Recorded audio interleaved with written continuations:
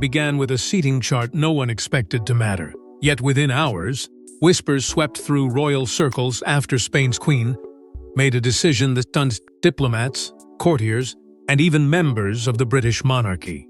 Catherine was placed in a position of honor, while Camilla found herself seated far behind. What looked like a simple protocol choice quickly exploded into something far bigger. Before we go deeper into what this really means for the royal family, make sure to subscribe so you don't miss a single update. At first, the gathering appeared destined to become just another elegant royal occasion, one of those carefully organized events where every detail is managed with precision and every guest understands their place. European monarchs, senior royals, diplomats, and trusted advisors had gathered under an atmosphere of tradition and respect. Weeks of preparation had gone into ensuring everything unfolded perfectly. Behind the scenes, however, conversations were already taking place that would later become impossible to ignore. Palace insiders reportedly expected Queen Camilla to occupy a highly visible position among the senior members of the royal gathering. After all, she carried the title of Queen and had become an established figure within the British monarchy. Few imagined that anything unusual would occur. Yet as final arrangements were quietly reviewed, an unexpected development began taking shape. Reports soon emerged that Queen Letizia had personally examined the final seating arrangements. For many observers, that detail immediately raised eyebrows. Royal protocol is rarely accidental, particularly when multiple monarchies are involved. Every placement carries weight. Every position sends a message. Those familiar with international royal etiquette understood that the difference between one row and another could symbolize respect, influence, trust, and future importance. That is why the discovery stunned so many people. Catherine had reportedly been placed among the most honored guests, occupying a position that reflected remarkable status and recognition. Meanwhile, Camilla was assigned a seat 4 rows back from the central royal section, a placement that quickly became the subject of intense speculation. The reaction inside royal circles was immediate. Courtiers who initially dismissed the arrangement reportedly found themselves revisiting the seating chart repeatedly, searching for explanations that never fully satisfied. Some questioned whether a mistake had occurred.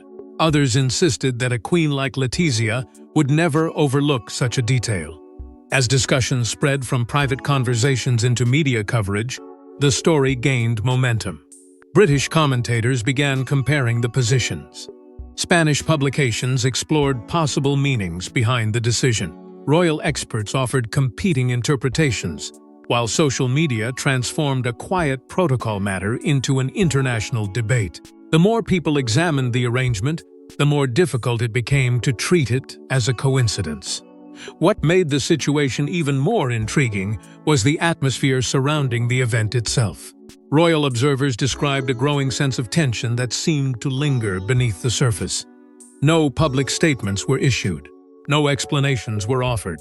Yet the silence only fueled curiosity. Questions multiplied with every passing hour. Why had Catherine received such visible recognition? Why had Camilla been positioned so far from the center of attention? And perhaps most importantly, what did Queen Letizia know that everyone else was still trying to understand? Those questions would soon lead observers down a path filled with hidden rivalries, shifting influence, and long-simmering tensions that stretched far beyond a single gathering. Because as speculation intensified and the world searched for answers, one thing became increasingly clear. This story was no longer about chairs, rows, or protocol. It was about something much deeper, something that had been quietly unfolding behind the walls of royal palaces long before anyone noticed the seating chart.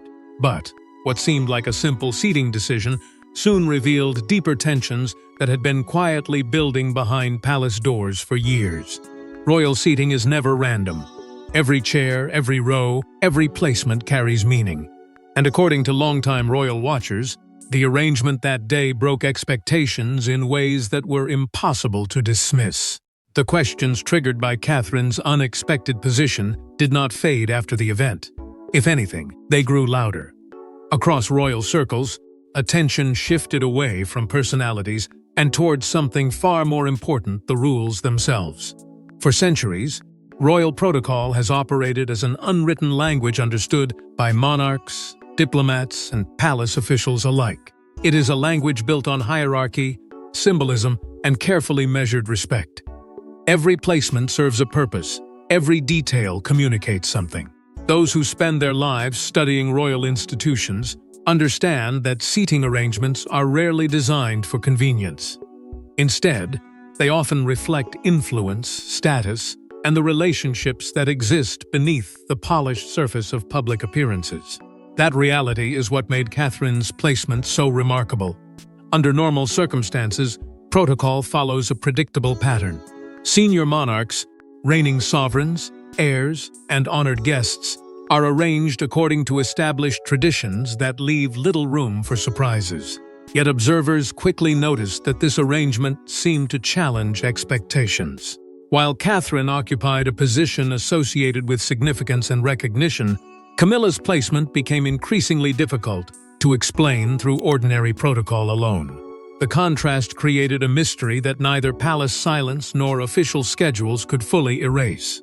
History offered clues, but not necessarily answers. Royal experts pointed to previous international gatherings where seating arrangements quietly revealed shifting alliances and changing perceptions. Long before statements were issued or announcements were made, positions at ceremonies had sometimes signaled favor, influence, or growing importance. In royal history, symbolic gestures often spoke louder than public declarations. That is why experienced commentators became so fascinated by what had occurred. They were not simply examining where people sat. They were trying to understand what message was being communicated and to whom. As discussions intensified, analysts began focusing more closely on Catherine herself. Over the years, she had transformed from a young royal learning the demands of public life into one of the most admired figures within the monarchy. Her reputation for duty, composure, and consistency had earned respect not only in Britain but across Europe. Some experts suggested that her elevated placement reflected that growing stature. Others believed it signaled recognition of her future role. Whatever the explanation, the attention surrounding Catherine continued to expand, pulling the story even further into the spotlight. At the same time, scrutiny surrounding Camilla grew impossible to ignore. The further commentators examined Catherine's position, the more questions emerged about Camilla's own placement. Why had a queen found herself seated several rows behind the center of attention? Why had protocol seemingly favored one royal figure while leaving another in an unexpectedly distant position? Those questions quickly spread beyond journalists and royal historians. Foreign dignitaries reportedly discussed the arrangement in private conversations, while diplomatic observers attempted to interpret the significance through the lens of international relations. Soon, speculation reached a fever pitch. Some believed the arrangement reflected evolving attitudes toward the future of the British monarchy. Others wondered whether Spain was sending a subtle message of support toward Catherine. Social media transformed the debate into a global conversation, with countless theories emerging daily. Headlines multiplied. Expert panels dissected every detail. The more coverage the story received, the more impossible it became to dismiss. What had started as a simple seating chart was now being treated as a symbol of something larger, something that extended beyond a single event and into the future of royal influence itself. Yet amid all the theories, one crucial question remained unanswered. If this arrangement truly carried meaning, then who had intended that meaning to be understood? And as commentators searched for answers, attention shifted toward the woman responsible for the final decision, Spain's queen herself.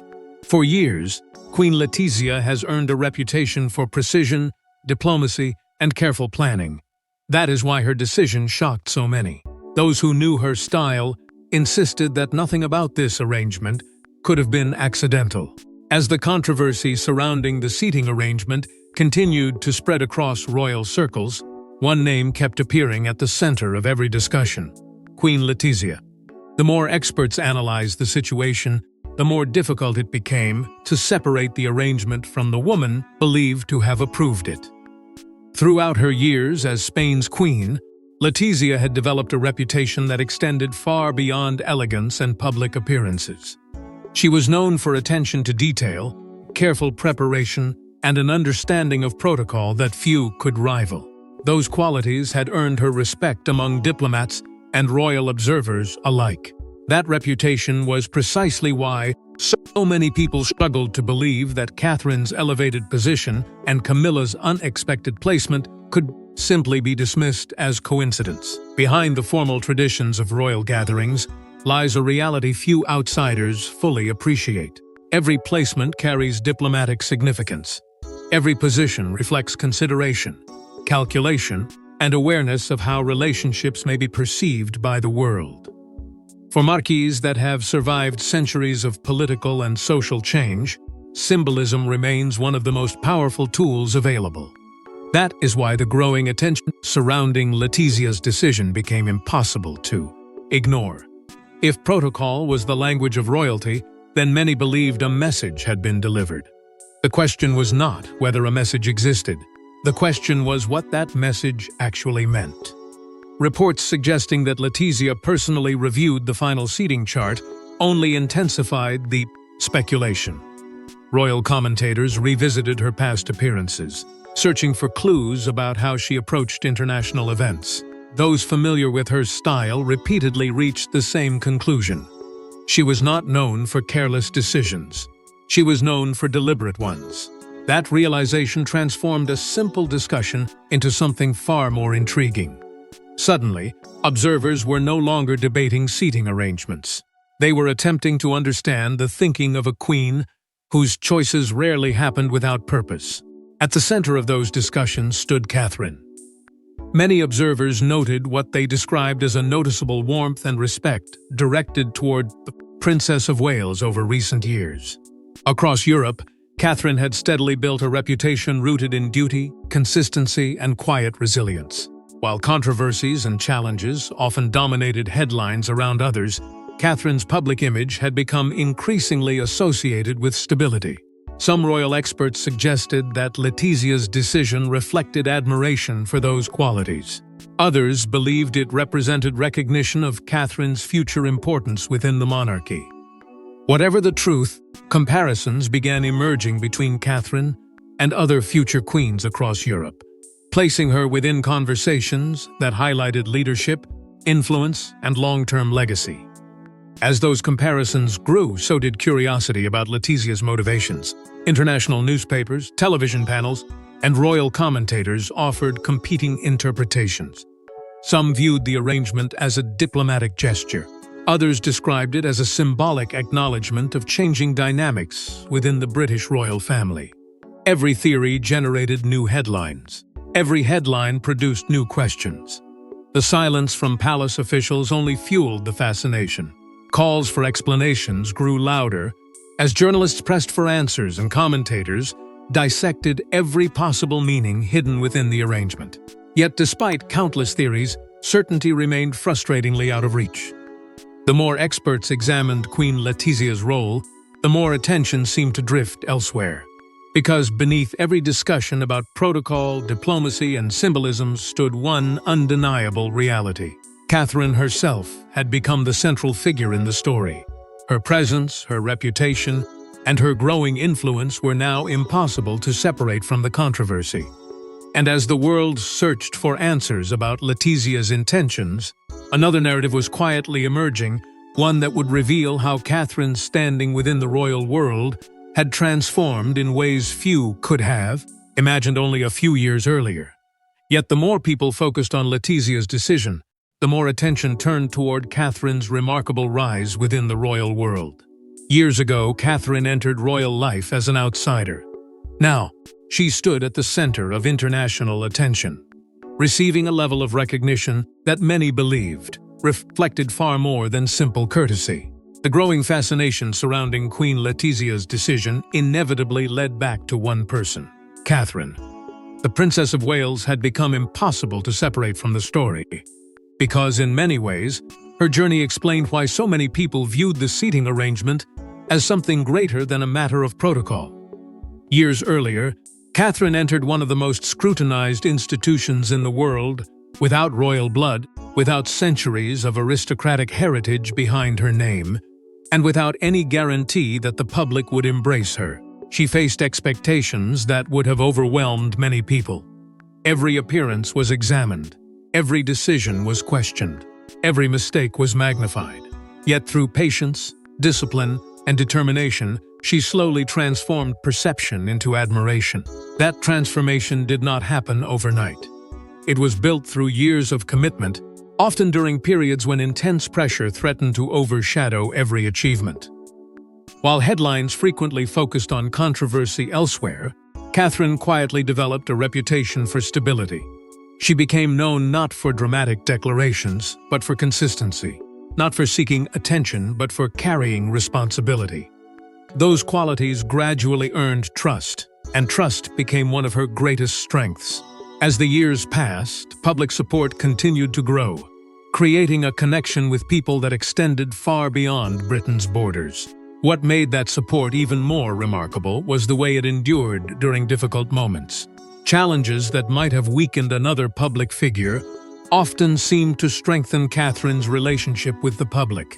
Each period of uncertainty revealed a resilience that many people found inspiring. Rather than retreating from responsibility, she appeared to embrace it. Rather than allowing criticism to define her, she focused on duty. That contrast between pressure and perseverance became a powerful part of her story. It transformed her from a royal figure into a symbol of steadiness during uncertain times. Across Europe, that reputation did not go unnoticed. Relationships with other royal families reportedly grew stronger over the years, creating an atmosphere of mutual respect that many observers found increasingly significant. Catherine was no longer viewed simply as the wife of the future king. She was becoming an influential figure in her own right. Royal commentators began discussing her alongside future queens from other monarchies, drawing comparisons that would have seemed unimaginable during the early years of her royal life. What once appeared to be a difficult adjustment had evolved into a remarkable rise. That rise was built on something simple but powerful: consistency. While others often found themselves at the center of dramatic headlines, Catherine's image remained closely tied to service, responsibility, and reliability. She earned respect through repetition, through showing up, through fulfilling expectations year after year.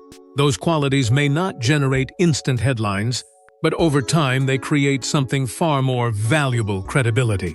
And by the time the controversy surrounding the seating arrangement emerged, many people believed that credibility had elevated her standing to an entirely new level. International admiration became increasingly visible as a result. Commentators who once viewed Catherine through a purely British lens now discussed her as a global royal figure. Public interest continued expanding. Respect from foreign audiences appeared stronger than ever. The placement at the event seemed, at least to some observers, like a reflection of that growing influence. It symbolized how far she had come from the outsider who once faced endless scrutiny. Yet success often creates new tensions, and recognition can sometimes draw attention in unexpected ways. Because while Catherine's standing appeared stronger than ever, another figure was reportedly struggling with the attention surrounding the event. As cameras flashed and guests settled into their seats, many eyes drifted toward Camilla.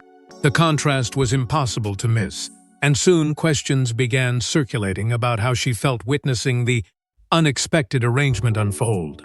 By this point, the conversation surrounding the event had evolved far beyond protocol. What had begun as curiosity about Catherine's placement was now accompanied by an equally intense fascination with Camilla's position. The two stories had become inseparable. Every discussion about Catherine's growing influence seemed to generate new questions about Camilla's role, and every headline comparing the two women added another layer of tension to an already complicated narrative. Whether fair or unfair, the contrast between them had become the center of public attention. The media quickly seized upon that contrast. Commentators dissected every detail, searching for clues about what the arrangement might reveal. Some focused on Catherine's rise. Others concentrated on Camilla's placement further back from the central royal section.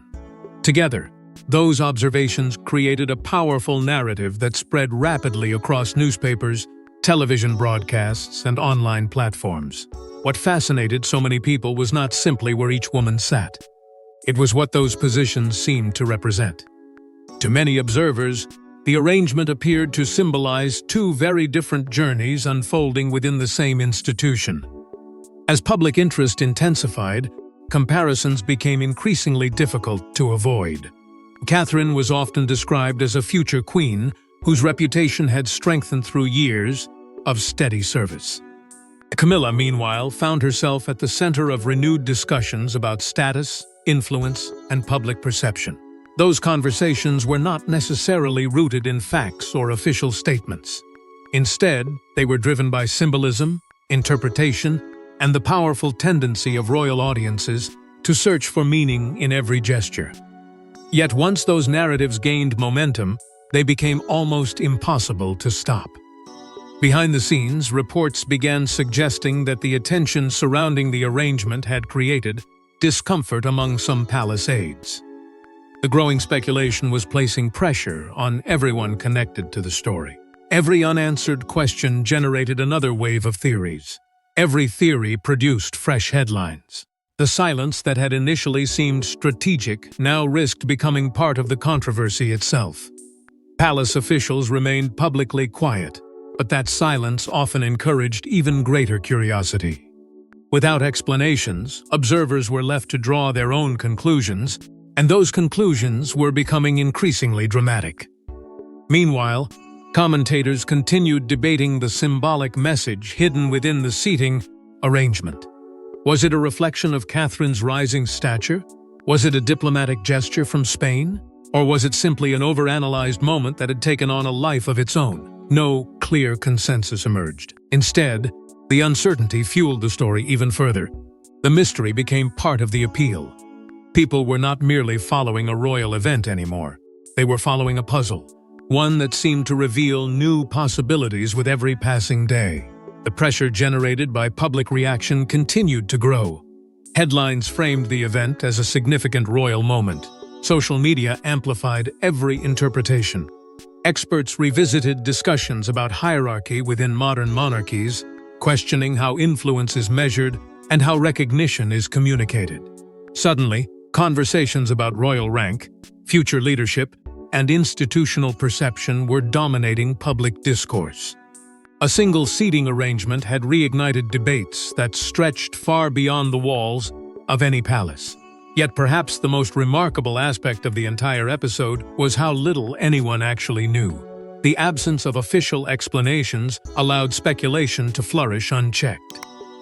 Every observer seemed to see something different in the arrangement.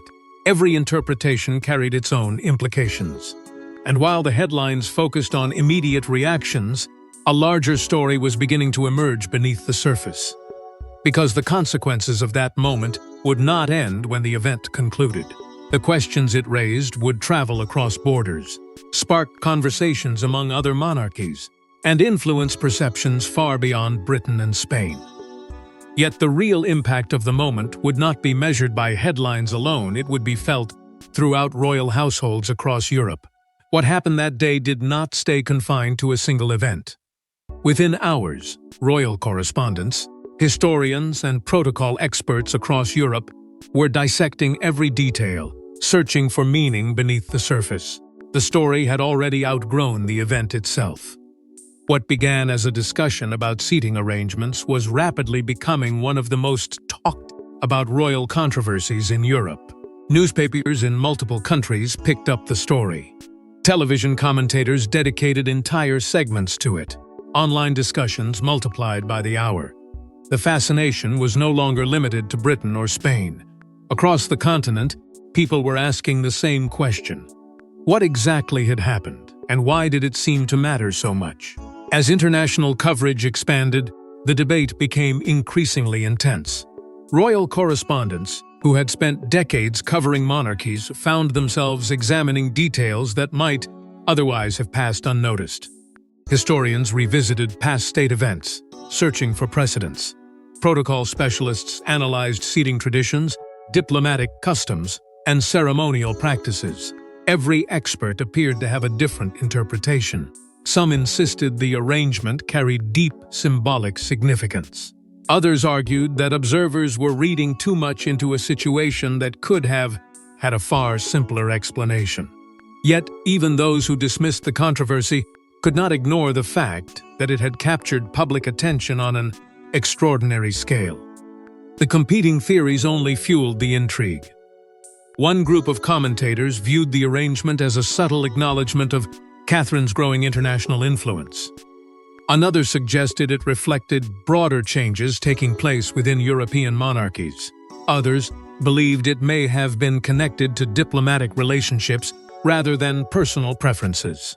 The absence of clear answers ensured that no single theory gained complete acceptance. Instead, each new explanation created fresh debate, adding another layer to a story that seemed to become more complex with every passing day. Meanwhile, royal households across Europe were reportedly watching the reaction closely. Monarchies have long understood the power of symbolism. A gesture that appears minor to the public can sometimes carry enormous significance within royal circles. That understanding is precisely why the event attracted such widespread attention. Observers recognize that every monarchy faces similar challenges, questions about succession, relevance, public trust, and the future. In that context, the discussion surrounding Catherine and Camilla became more than a British story. It became part of a broader conversation about how royal institutions are evolving in the modern era. The debate over symbolism versus protocol soon became one of the defining aspects of the controversy. Was the arrangement merely the result of established rules? Or did it reflect changing perceptions within royal circles? Every answer seemed to generate two more questions. The uncertainty itself became a driving force behind the story. Public fascination continued to grow because people sensed there was something larger beneath the surface. Even those who knew little about royal protocol found themselves drawn into the mystery. Throughout these discussions, Catherine increasingly emerged as the central figure. Regardless of how experts interpreted the event, her name remained at the center of every conversation. Commentators discussed her future role. Analysts examined her popularity. Observers pointed to the respect she appeared to command across international royal circles. With every passing day, the controversy seemed to reinforce the idea that Catherine had become one of the most influential figures within the modern monarchy. At the same time, palace silence continued to fuel speculation. No official explanation arrived to settle the debate. No statement emerged to clarify intentions. That silence created a vacuum, and the vacuum was quickly filled by theories, interpretations, and endless discussion. The longer the questions remained unanswered, the more significant the story appeared to become. What had once seemed like a brief royal talking point was now evolving into something much larger. Because as the debate intensified, many began wondering whether this was merely an isolated moment or a glimpse of the monarchy's future. Sometimes history announces itself quietly, not through speeches or declarations, but through gestures so subtle they are almost missed. Some royal watchers believed this seating arrangement was exactly that kind of moment. As the controversy continued to ripple across Europe, the conversation gradually shifted away from the event itself and toward something much larger. Increasingly, people were no longer debating where Catherine had been seated. They were debating what her placement might reveal about the future. That distinction mattered. Royal history is filled with moments that seemed insignificant when they occurred, only to be recognized years later as turning points. A gesture here, a decision there, a small detail that quietly signaled the arrival of a new era. For some observers, the arrangement involving Catherine and Camilla carried that same feeling. It seemed less like a statement about the present and more like a reflection of what might come next. At the center of those discussions stood Catherine's future role within the monarchy. For years, public conversations had focused on her responsibilities as Princess of Wales. Now, however, many commentators were speaking about her in a different context. They were speaking about her as a future queen. That shift in perception was subtle but important. It suggested that Catherine was no longer viewed primarily through her current position. Instead, she was increasingly being viewed through the lens of what she represented for the monarchy's future. The seating arrangement appeared to reinforce that perception, adding another chapter to a story that had been building for years. Within royal circles, changing attitudes seemed impossible to ignore. Monarchies have always been shaped by generations. One era gradually gives way to another, often through a process so slow that it becomes difficult to notice until the transition is already underway. Many observers believed they were witnessing precisely that kind of evolution. The values associated with Catherine's stability, consistency, duty, and resilience were becoming central to discussions about the future of the institution. Whether intentionally or not, the event appeared to highlight those qualities in a way that resonated with audiences across Europe. Public support also played a crucial role in shaping the conversation. Modern monarchies may be built upon centuries of tradition, but they operate within a world where public perception matters enormously.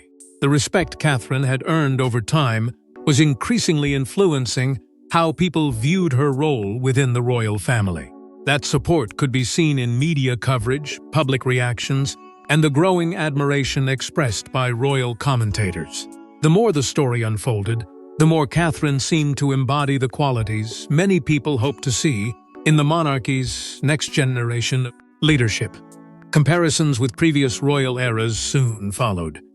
Historians and commentators look back at earlier transitions, recalling moments when future monarchs gradually stepped into greater prominence before officially assuming larger responsibilities. Those comparisons did not provide answers, but they offered context. They suggested that history often moves through symbolism before it moves through formal change. And for many people watching the story unfold, the seating arrangement felt deeply symbolic. With symbolism came expectations. Catherine's growing prominence generated increasing discussion about what the future might hold. Supporters viewed her as a figure capable of guiding the monarchy through changing times. Observers pointed to her popularity, her experience, and the trust she had built over the years. Yet, with every expectation came another question. Could a single event truly reveal the direction of the monarchy? Or were people projecting larger meanings onto a moment that might eventually prove far less significant than it appeared? Those questions lingered long after the headlines began to settle. The mystery endured because it touched upon something deeper than protocol. It touched upon succession, influence, perception, and the future of an institution watched by millions around the world. The debate was no longer about what had happened. It was about what might happen next. But before the story could settle, one final question remained, the question that transformed a seating chart into a royal statement. In the end, it was never just about where people sat. It was about what those positions represented: respect, influence, recognition, and perhaps a glimpse into how Europe's royal families view the future of the British monarchy. After days of speculation, countless headlines, and endless debate, one truth continued to stand above everything else. The story had never truly been about chairs, rows, or ceremonial arrangements. Those details simply became the spark that ignited a much larger conversation. What captured the world's attention was the symbolism hidden beneath the surface. People were not reacting to a seating chart. They were reacting to what they believed that seating chart represented. In royal life, symbolism carries extraordinary weight. A gesture can become a statement. A decision can become a message. And sometimes, a single moment can reshape how millions of people perceive an entire institution. That is why the event resonated so strongly across Europe and beyond.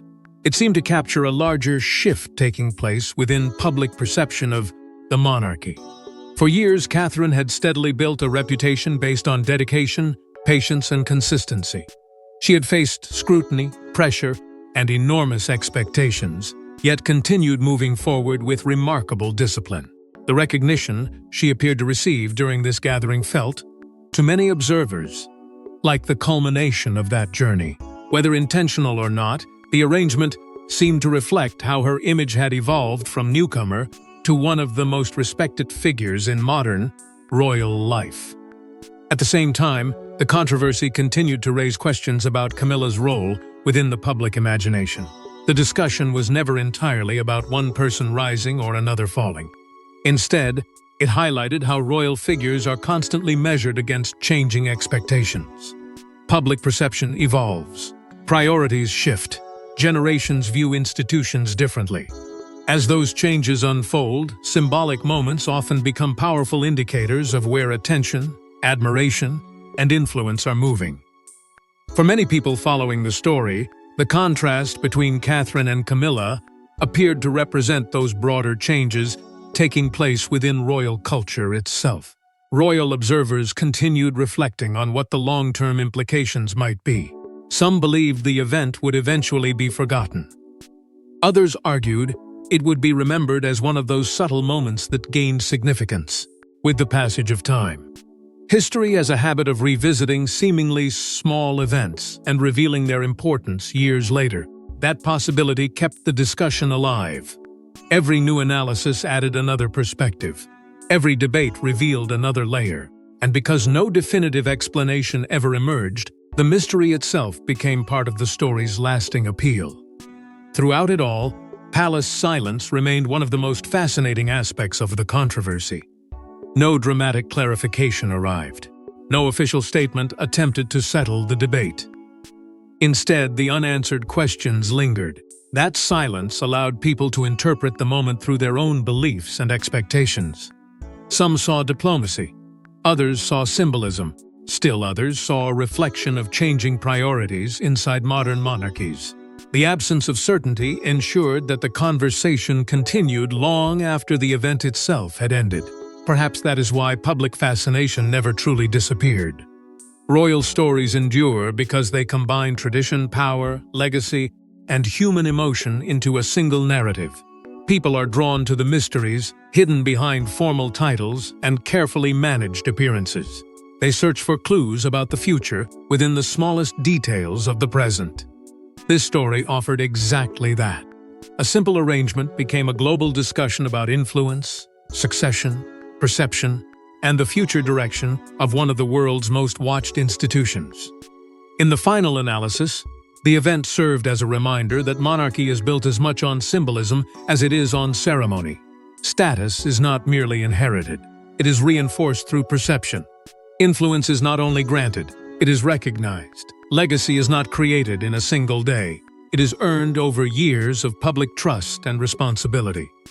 And as the debate surrounding Catherine and Camilla demonstrated, even the smallest royal moments can spark conversations that reach far beyond palace walls.